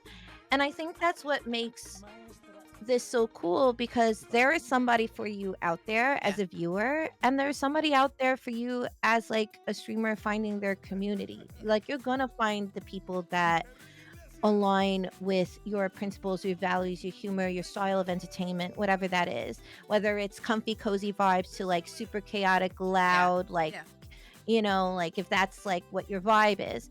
And it's really easy to fall into holes where you compare yourself to other people, but you don't know the skills that those people have. Like for instance, like, you know, like I come into this space with like over 10 years of working in entertainment. So I have operated at a certain level of like professionalism in terms of how I like things to be executed or how to project manage things, right? Because sometimes I'll be in charge of a team of like 20 people, like on a feature film or something, and I am executing that project for over the course of several months in terms of like making sure everything's going right.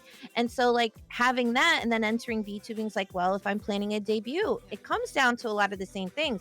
It's like on top of the different tasks that people are having to do or whatever, you know, like, so some of those skills I've been able to translate, but then there's other skills I haven't been able to translate, and you figure it out. Like I'm not a like I've done burlesque, but I don't consider myself an actress by any means.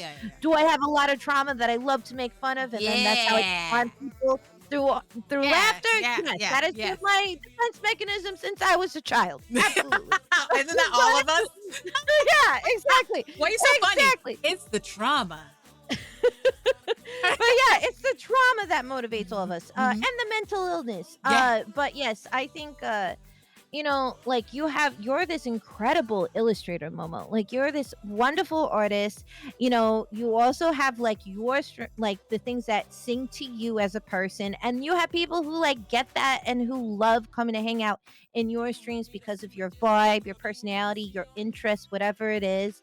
And you're gonna find like people, because the world is a really big fucking place, and there's a lot of different people out there. Like you're gonna find somebody who is gonna connect to you, and vice versa. And you know, I think that's really important to remember as you're like navigating your journey as a creator, or if you're just trying to find a friend on the internet. That's true. I also like think so. Yeah, I feel like I got like, I don't want to say like a swift kick in the ass like a lot of people, because it wasn't like a negative, but like when I started showcasing my model on TikTok, because I do occasionally stream on TikTok in conjunction with Twitch at the same time. I know, crazy, 2 shots at the same time. No, that's I haven't been able to do that yet, and I that is one of my goals this year is to multi-stream to at least one other site. Yeah.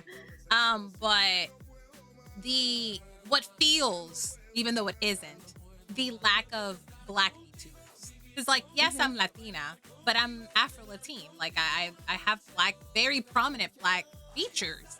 Like I am Black presenting to people. Nobody will look at me and be like, oh, you know, she's just Latina. No, I have very Black features, and that is okay. Like our community is very diverse. Like being a mixture of Dominican and Puerto Rican, for me, like both of my parents were dark skinned. And although we both have like Spanish, Taino, and like African roots, like we just came out darker. We just came out looking like Black people, because that's what we are at the end of the day. And like I wanted to showcase that through my model, and I wanted other people to see that. Like I was afraid at first, you know, Rainy was like the first one that kind of gave me like metaphorical like slap in the head of like, who cares if you're dark skinned? And like it motivated me to like be proud of this and like show people like, yeah, you too can be a brown VTuber. You can be a brown PNG tuber, 3D model. I don't give a shit. Do whatever you want. Showcase yourself in the way that looks like you.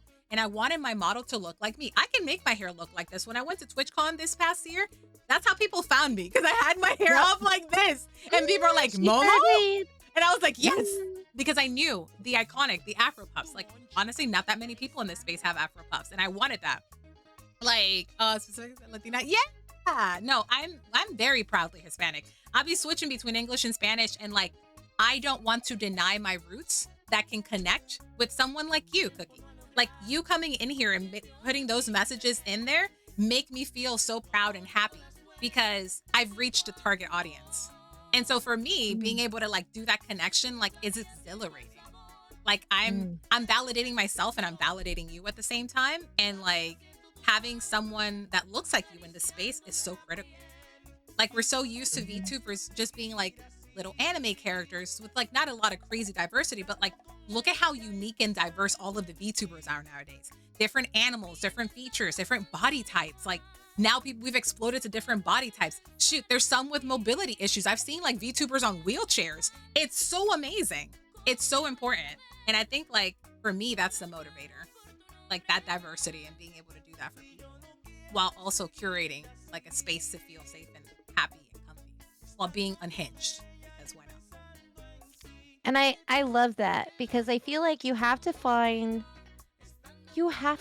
something that anchors you when you have the worst of the worst kind of days in this space. Yeah.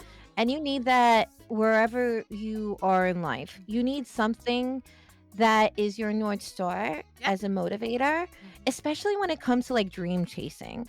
You know what I mean? Because it is an act of bravery to go after your dream, and it is an act of bravery to do it, especially if you feel like you are alone in many ways. For instance, like you spoke really poignantly and beautifully on the fact that you didn't want to hide your brownness. You did not want to hide that part of yourself. You did not want to be something that you aren't, which is absolutely a choice of your own volition. You can do whatever the hell you want. Yeah, that's obviously. right. Do whatever you want to do. But this is what I chose. But I think like you saying like this was important to me. This was something for me that was non-negotiable, because I want to announce who I am at all times, because I'm not ashamed of that in any shape, way, or form. And I want to be a source of positivity for anybody else who may be on the fence about that kind of visual representation. Yeah. And I want you to know that there's other people like that. Like you being that person for so many, I think is really incredible. And I think that is really lovely, because you need people like you who are unapologetically themselves and proud of that.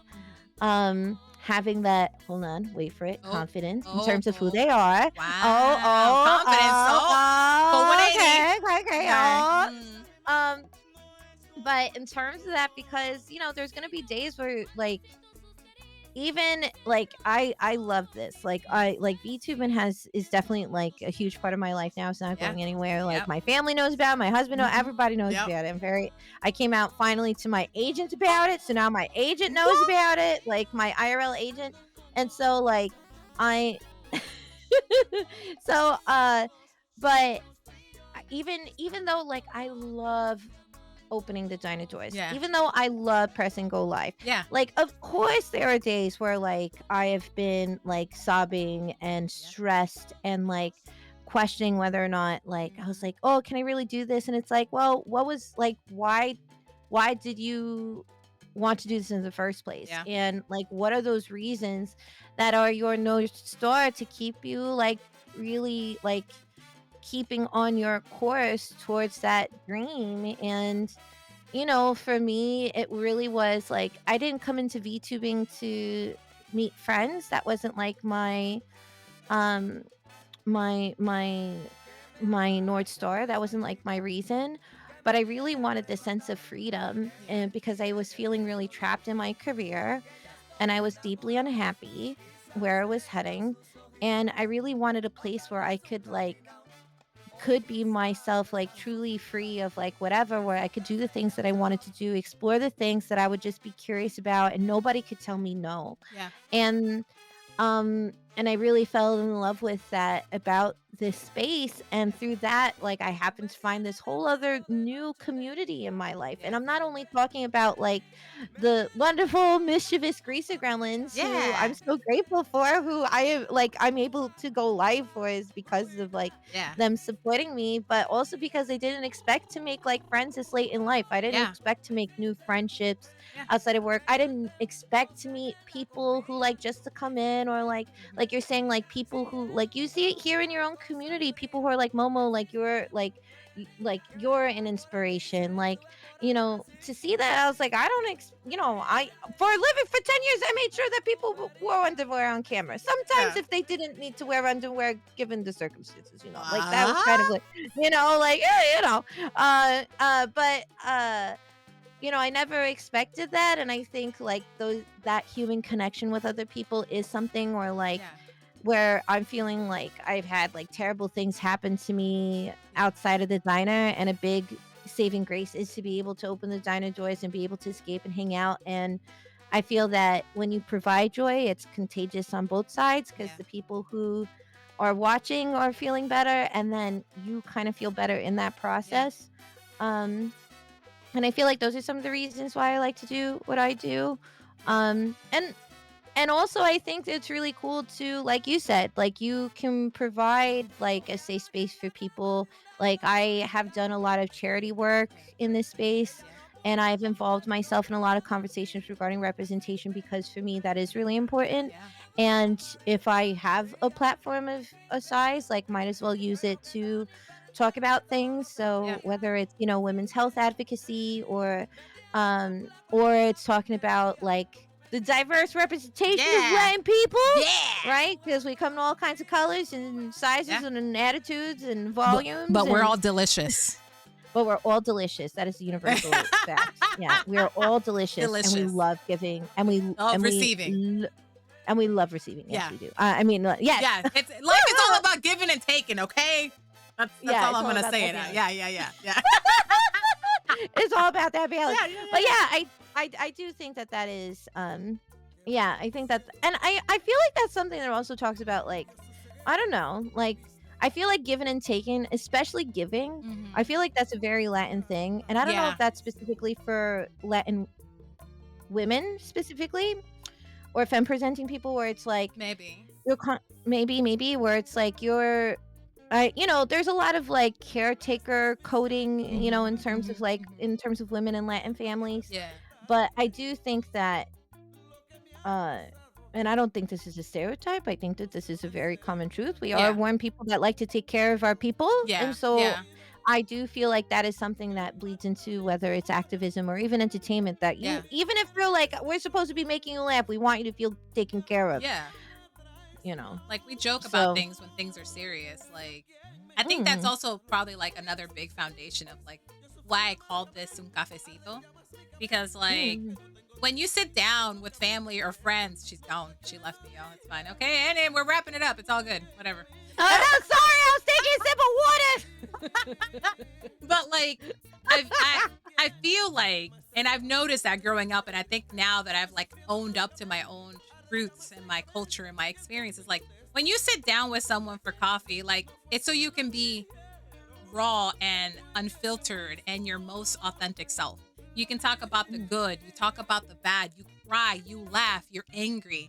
Like it's such a, I don't want to say crazy thing, because it's not crazy. It's just so specifically unique to like our culture, because obviously I can't speak to anybody else's, but like the way in which we celebrate and mourn and grief, but like we do it as a community and like over a cup of coffee. Over a cup of coffee. Yeah, over a cup of coffee. Yeah. Exactly. But Exactly. yeah, it's I feel like that's the essence that I want to continue. I want to keep this open and honest, and like a space to like truly talk about what's on your chest. If it's good, if it's bad, and things like that. But now that we're coming close to an end here, I want to ask you one final question here, very importante. So I'm a switch, although sometimes I like to be on the bottom more so on the top. Was that? Oh yeah, that's actually good. I had that as an extra question on the side. That's important. Thank you very much. Okay, Let me just just hold making on. sure. Hold on. I was just making sure that was covered, just in case. Yeah, we can make some plans later. Oh, yeah, when you're not busy, you know, it's all good. Oh. I switch. You know, it's all good. It's all good. You know, how you doing? How you doing? Let's go. Hey, you know, I can take you out. It's cool. So not a problem. Friendly. We're friends. We're gal pals. Okay, we're gal pals. We're gal pals. We're gal pals. We're So roommates. we're friends. We're roommates. It's fine. Yeah. Don't worry about it. Don't worry about it. Don't worry about it.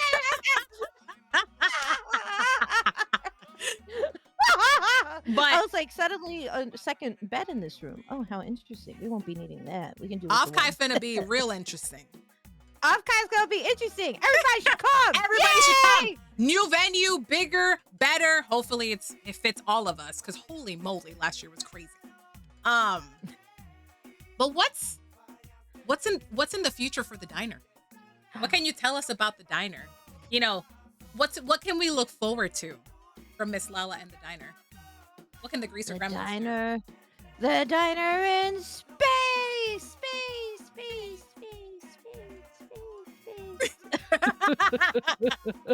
Don't go to Mars. We don't want to go there. Yeah, except Mars. No. Fuck Mars. Yeah. Fuck Mars. Yeah. Any reason in particular? I mean, she was pretty sexy as a Sailor Scout. I mean, I don't know. She was one of my. Really her and Jupiter. I mean, hey, I like them tall. I do like them tall. But you know what? I like when women. I like when women. That part though. I like when women. Okay, that's the end of the stream. Mm-hmm, okay. Close it up. Trap. That was the whole point. We're done. Yeah. That's it. That's why we're here. Yeah. But my favorite. What's on the horizon for the diner? Well, in March, we have the second annual Hope for Endo stream, which is really, really big. Yeah. Mark your calendars. March 22nd. March 22nd. It will be March 22nd. It'll be a 12-hour celebration, fundraising stream. I'm really hoping. I'm very ambitious this year. I hope we can. My goal is to break our fundraiser amount from last year, which is a tall order. So I don't know. But it was like 11,500 or something like that. Yeah, it was $11,125. Close. So we can. We'll see. Let's see what happens. I'm crossing fingers, but it is the first big event of the year for the diner, and then it's nonstop for the rest of the year. So we've been working really, really hard at the diner. Every single month we have something new and exciting happening. And I'm very excited. So yes. So lots of outfit debuts, lots of fun reveals and stuff. Yippee! All the Hello. Oh, the bubbles! It's just a nonstop present for me. Thank you. I love going onto people's faces. Yes. Oh, yeah. So I would hope so, considering what we were just talking about. But, you know. Yeah. Oh, well, yeah. Hi, Alcor. Yeah, welcome on in. Welcome in, Raiders. Oh, God. She got me. Got you. But yeah, so that's kind of what's been going on. So the next thing is the Hope for Endo stream, and then every month after that we got all kinds of things cooking up here at the diner. Usually one thing a month we have lined up for the entire year in terms of exciting things. And yeah, so I can't wait to share everything with everybody. We've been working very, very hard. I can't wait. So, yeah, it's gonna be a great time. So what about you, Momo? What do you got cooking on the rest of the year? What do I got cooking? So obviously this was our first major event of the year. So thank you everybody for being here. Thank you for coming to my most vulnerable moment. I've never done anything to this degree, and I'm so thankful for y'all hanging over here. Oh my gosh. She did great, didn't she? Can we all tell Momo how great she is? My Can goodness. we hype her up and be like, oh wow, let's see, goodness. We love Momo. Oh my. Get some we love Momos. I think so. Oh my goodness. Make sure, let her know. Yeah, she's amazing. That's what I'm saying. Yeah, you give her the goodness. get love. Get love, nerd. Oh my God. Get love. Yeah.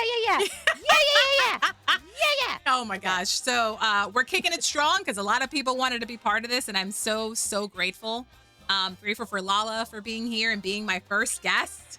And what a wonderful, wonderful individual. I see you in chat. I see you. I see you. We have 2 other guests coming in next month. So we haven't discussed those yet, but we will soon enough. So we'll be doing more of these. I'm still in the process of freaking dropping music. I want to drop official music. I don't know if I've ever told you that. Like, I actually want to drop music on Spotify, you know, covers and eventually like original music and stuff like that. Hell yeah. Yeah. Like, hell yeah. Like, I used to sing and I want to tap back into that. And that's also another passion project of mine. So I promise a song. I've been recording it. It's in the projects. I just take a long time. I'm sorry. Oh, that's so exciting though. Yeah, that's pretty much it. But when do you stream next, Lala? When do you tell the chat? So I think tomorrow I should be okay to stream. Okay. So tomorrow, I usually start. I've been starting around 8 p.m. ET until only for a few more weeks, and then I go back to my earlier stream schedule. Yeah. Basically, because I've been, as people know, I've been helping my parents move at the minute. So every my time during the day has been reserved to literally just packing up boxes and helping them move. Yeah. But once that's all done, I'm going to be able to go back to normal operating hours at the diner. But Monday, I think I should be okay to stream for a few hours. And I'm going to see how I feel. I think, this was a good test for me. Like, I'm feeling pretty okay. Hopefully I didn't take too much energy. I'm sorry. No, you didn't take too much energy. I didn't help moving, so I definitely moved my neck more than I should have. But that's okay, because that's why you go to a doctor. They'll give you all the fancy meds. Yep. And I couldn't help myself. You're just you're having a good time. I've been having a great time, so I just couldn't help myself. So it's okay. I get it. Yeah, so tomorrow, 8 p.m. Eastern Time, 5 Pacific. So be there or be square, or I'm going to come for your ass. Make sure to show up. Support. Just kidding. I don't do threats. I make promises. Yeah, that's crazy. Yeah. That's crazy. Yeah. We would never threaten. Oh, you. shit. The chat is out. I'm leaving. We Oh, would no, never threaten Don't you. throw. Not the chancla. No. Mommy. Oh, God. Mommy, she's hitting me. She's coming for me. I just bring that je ne sais quoi that reminds you of your loving home. Man, let me tell you all the about shit. the nostalgia. Oh my God, the shit that got thrown at me. I can't even oh my gosh. That's crazy. It's so funny because everyone is it's all about the chancleta. And I'm really, in reality, yes, of course, yes, we all know about the chancleta and the chancla. However, really, in reality, it was whatever that they could put their hands on within a 5-foot radius of them. So really, it was anything and everything was game, chat. Usually everything and anything. Yeah. So, Yeah. Woof. Let me tell. I don't think we want to talk about it. I don't think we want to trauma dump here at the end of it. Anyway, that's why my therapist makes all those big bucks. Anyway, that's great. So I'm trying to figure out who we're gonna rate into. And yes, Cookie, this is gonna be I'm gonna be taking these chats, and if it's okay with my guests, obviously that we're gonna be posting them on my YouTube. And then you can go ahead and experience it all for yourself over there. So if you want to check out my socials, !socials, I do have 3 YouTube channels because YouTube doesn't like mixed content apparently. So one's for art, one's for gaming, and one's podcast music stuff. That's going to be on my Momo Plush VT channel. So you can check out whatever channel appeals to you. I do have a couple things up there already, so feel free to check those out and scope them out. And if it costs to you, I would really appreciate a subscription. It is free, I'm just saying. But do you have any recommendations of where we want to go? I have so many people. Ooh, I do have many people. Yeah, I see a couple of them. One of our friends, one of your model siblings. We have the goat herself out there. But you know what? I'll let it be guest choice today. What? You tell me. You tell me. I'm so bad at this. Well, if you had them in mind already, let's just do them. Which one? You said my model sibling. Yeah, okay, we can do the model sibling. All right, let's do go it. over there. Let's go over there. We're gonna say hi. Yeah, We'll go say hi to Rainy Let's say hi to Rainy. Is she playing? Oh, she's playing Tiny Tina's. Oh, she has her new chibi model. She has. Ooh, oh my God, so yes. Oh my God, the artist. Great. Oh my God, yes. Let's go ahead and head on over there. Go ahead and grab your raid messages, chat. If you don't have a sub, that is A-okay. We have a raid message for you. Go ahead and copy whichever one goes for you. But thank you, everybody who was here today. I greatly appreciate you. Thank you for coming to my first episode. A great big thank you to MissLala for taking the time to be here with us and sharing this moment with us. I hope you all enjoyed it. I will be, if this is okay with MissLala, we're going to be posting this later on to our YouTube. And that way you can check it out if you missed it. We will be back on Wednesday, 7:30 p.m. Eastern Standard Time. We're going to be making our community art and chill night. So feel free to stop on by and make whatever art you like to do and hang out with the rest of us. And if you want to show it on the Discord so I can take a look at it, I would love to take a look at it. !Discord if you want to go and join over there. We have movie nights, we have game nights, we have community nights. I think this coming week, actually I think it's the week afterwards, we're going to have all of those things happening. So if you want to check that out, please go ahead and take a look at that if it calls to you. But I hope you all have a great rest of your evening, time zone, wherever you are at. And please go give some love to our wonderful friend, Rainy Renton. Also, MissLala. She's already been shouted out, so please go check them out. And I will catch you all lovelies later on this week. Love you. Mwah. Have a good one. Bye. Bye.